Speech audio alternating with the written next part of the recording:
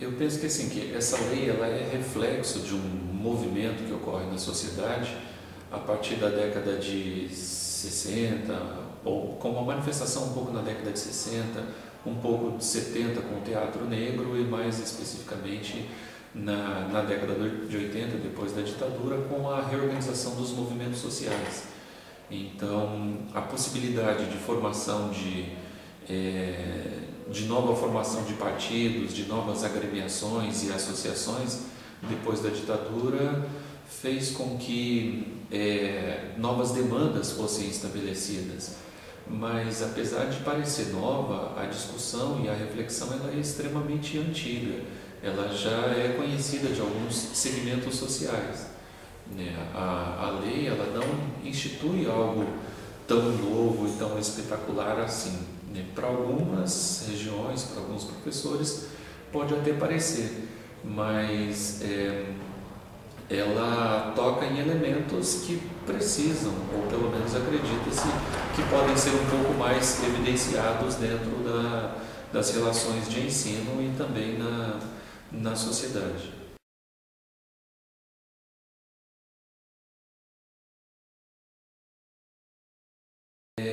Há uma percepção antiga, uma percepção tanto tradicional que sempre colocou, tentou construir uma noção de Brasil, uma noção de nação pautada na homogeneidade das relações raciais. Então, eu acho que é uma conversa de um senso geral com qualquer sujeito, a pessoa vai lembrar que o Brasil é fruto das relações de três grandes raças, né? O branco, o negro e o indígena.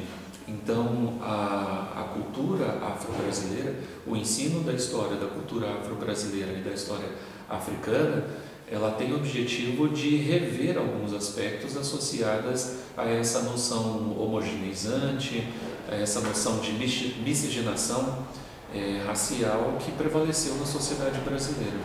Um pouco de consideração maior a respeito das diferenças na nossa sociedade.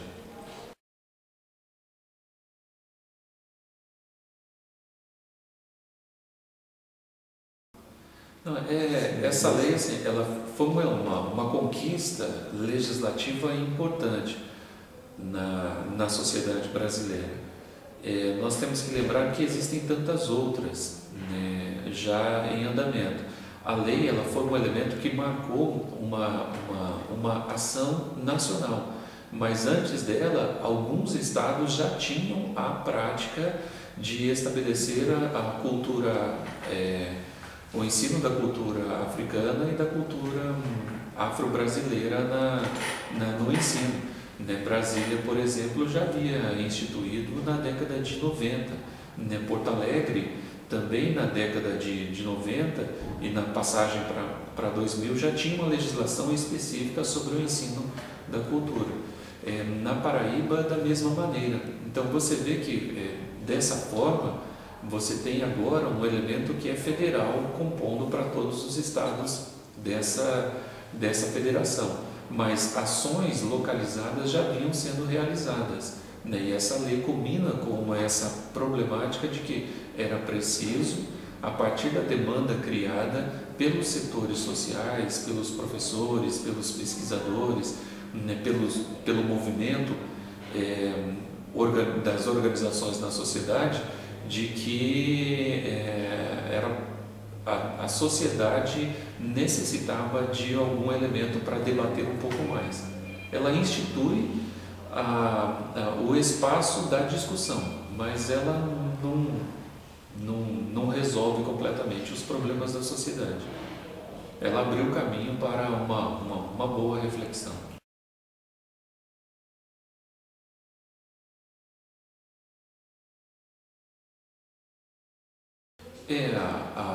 A instituição da lei é fácil, né? Assim, a consulta da lei ela é pública, ela tá aí, faz parte do seu relatório, e um dos elementos que acompanham a lei, que é o parecer, ele toca num elemento que é crucial, né? É responsabilidade dos educadores completarem e fazerem a questão funcionar. Então, assim, a lei é um elemento que estabelece, olha, vamos considerar muito mais agora essa cultura, a cultura e a história negra na sociedade brasileira e também africana.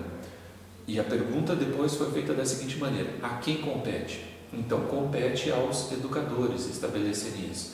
A situação é que, se nós pensarmos de formas, a gente precisa pensar de forma regionalizada, que assim, que a história africana ela não é uma novidade, né? Ela já vem sendo trabalhada desde os primeiros momentos de contato com essa sociedade. Né? O que acontece é que, assim, que as opções curriculares em determinados estados, em determinadas regiões, têm deixado de lado ou considerado um pouco mais ou um pouco menos sobre esse determinado conteúdo.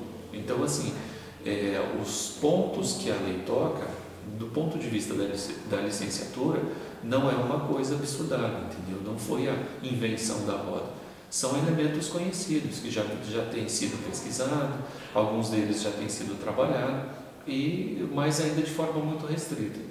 O que se estabeleceu agora com a legislação é um movimento muito mais amplo, né, que tocam as formações das licenciaturas, mas não só, mas também que se estende para os outros segmentos da sociedade, né? Busca promover um movimento muito maior a respeito da referência à cultura africana e à cultura negra na sociedade brasileira.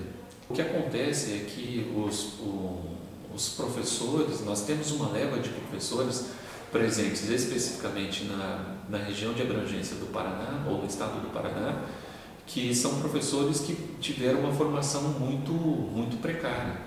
Né? Então a gente tem que considerar assim, que não é problema só a formação de conteúdo, de como trabalhar, não diz respeito só à cultura africana e só à cultura negra, né? Mas outros elementos também estão associados.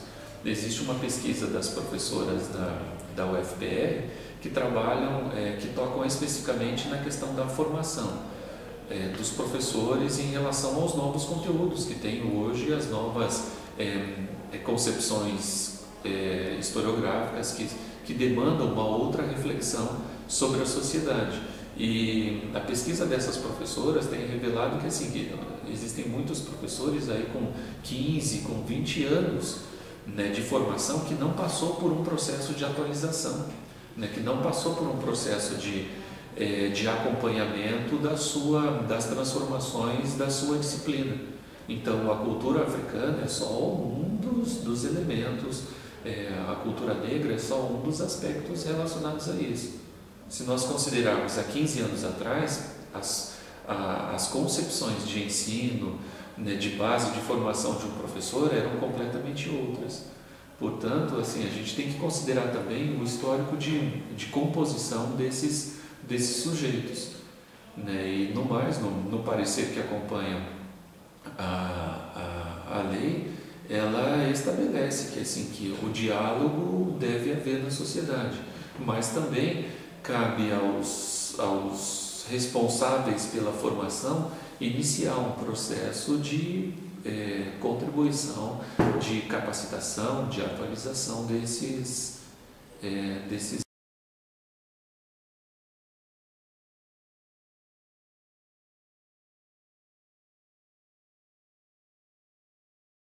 Eu acho que, assim, que muita coisa está presente por trás ou envolvido com a proposta dessa lei. Algo que nós temos discutido e que nós temos debatido bastante em relação a isso é que a lei não institui, assim, ela estabelece a obrigatoriedade das disciplinas naquelas licenciaturas que são específicas àquilo, né? No caso nosso de História, não dá para ignorar a importância de uma disciplina específica de História da África ou então da cultura afro-brasileira. Agora, outros elementos foram considerados, como, por exemplo, não é só a responsabilidade do professor de História ou então do professor de Geografia, de Sociologia trabalhar com isso, né? Foi considerado que esses elementos e esse conhecimento ele pode perpassar todas as disciplinas presentes no ambiente escolar. A matemática pode trabalhar, a filosofia, a sociologia, a química também pode perfeitamente bem desenvolver esses aspectos. No mais, também foi considerado que esse conteúdo ou esse conhecimento a respeito desse tema não precisaria especificamente ser só trabalhado no dia 20. E é nesse sentido que nós temos encaminhado. Existem outros momentos que você pode fazer a manifestação, o entrelaçamento com o conteúdo relacionado à cultura negra ou à cultura africana, sem fazer todo aquele alarde da semana do Dia da Consciência Negra. É importante, foi instituído, faz parte também desse conjunto de conquistas legislativas desse período, mas não se resume a isso. O Dia dos Pais também pode ser um Dia dos Pais em que você aproveita para pensar o pai trabalhador negro. O Dia das Mães da mesma maneira. A Páscoa também é um elemento que pode ser aproveitado na escola para se pensar a cultura africana e as relações associadas a isso. Então, eu acho que a grande vantagem do parecer está nessa, ou dessa legislação, está no quão ela é extremamente ampla e permite, portanto, a sua inserção em vários segmentos do ambiente escolar.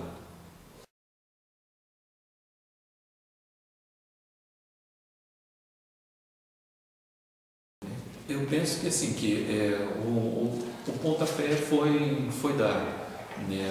Agora começa um movimento que busca estabelecer muito mais espaços de oportunidades aos negros. Então, a discussão que se tem feito é que assim, o segmento educacional, né, ele tá sendo trabalhado.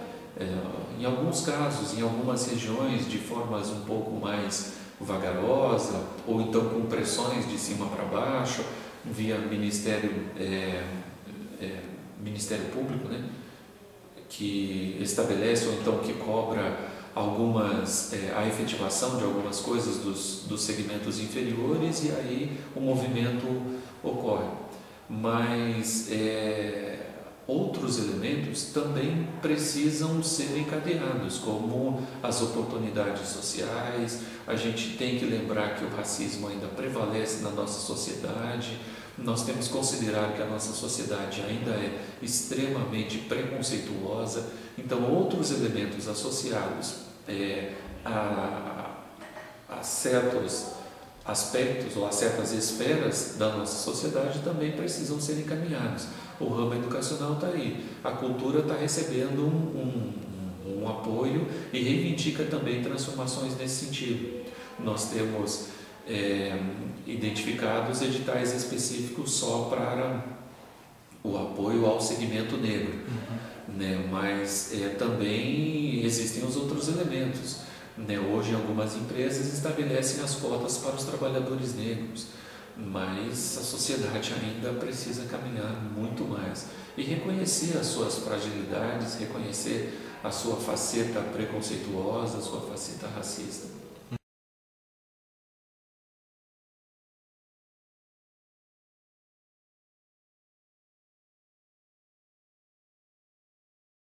Eu diria que essa é uma boa oportunidade de refletir sobre a sociedade brasileira e também pensar um pouco mais sobre suas raízes e principalmente sobre a relação com o outro, né? A nossa sociedade ela criou uma forma de entender que foi cristalizada no pensamento social, e a transformação ou um pouco a reflexão sobre esses elementos podem ser evidenciados por meio dessas disciplinas de História da África e Cultura Afro-Brasileira.